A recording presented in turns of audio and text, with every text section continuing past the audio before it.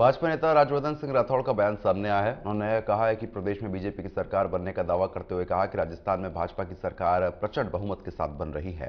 हर तरफ कांग्रेस से गारंटी की उनकी जो गारंटी है वो खोखली है। प्रधानमंत्री मोदी का 10 साल का कार्यकाल ऐसा है जिससे लोगों के मन में विश्वास बन गया। सुनिए।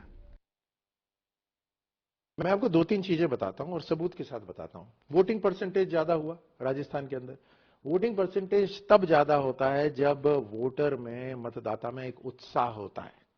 उत्साह कब होता है? जब एक परिवर्तन होता है कि मुझे परिवर्तन लेकर आना है, एक नयापन मुझे लेकर आना है। अभी कांग्रेस के कुशासन के बाद नयापन क्या है? भारतीय जनता पार्टी की सरकार।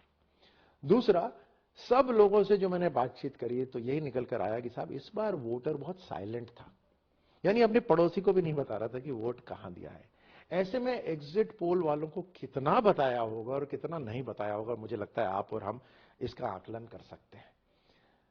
तीसरी बात, एग्जिट पोल वाले कितने लोगों को लगाएंगे? भारतीय जनता पार्टी के तो एक एक बूथ में एजेंट बैठे हुए थे जो नजरों से टिक कर रहे थे किसकी नजर मिल रही है, कौन हमारा वोटर है वहां पर। तो वो जो आकलन है हुआ वो बहुत डिटेल्ड है, उतना कोई कर नहीं सकता था।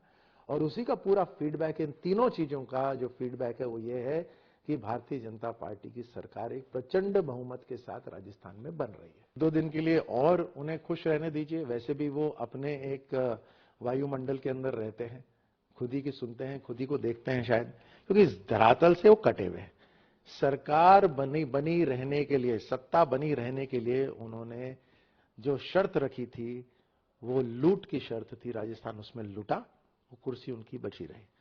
और इसी कारण से जो उन्होंने थोतली घोषणाएं करी, जो खोखली घोषणाएं करी, वो जनता ने भुगत ली। 10 दिन के अंदर लोन माफी हो जाएगी, 19,000 लोगों की जमीनें कुर्क हो गई। आपने कहा कि साहब हम बेरोजगारी भत्ता देंगे, युवाओं का भविष्य तय करेंगे। पहली बात तो जो योजना ही बेरोजगारी की लेकर आता है वो रोजगार कहां से देगा? और दूसरी, जो लाख योजनाओं की रोजगार की जो बात करी उस पर संविदा पे नौकरी दी उन्होंने, कॉन्ट्रैक्चुअल नौकरी दी। 300 रुपए दिहाड़ी। तेल इतना महंगा था कि वो दिहाड़ी उसी में निकल जाती थी। 19 बार पेपर लीक हुए यहां पर।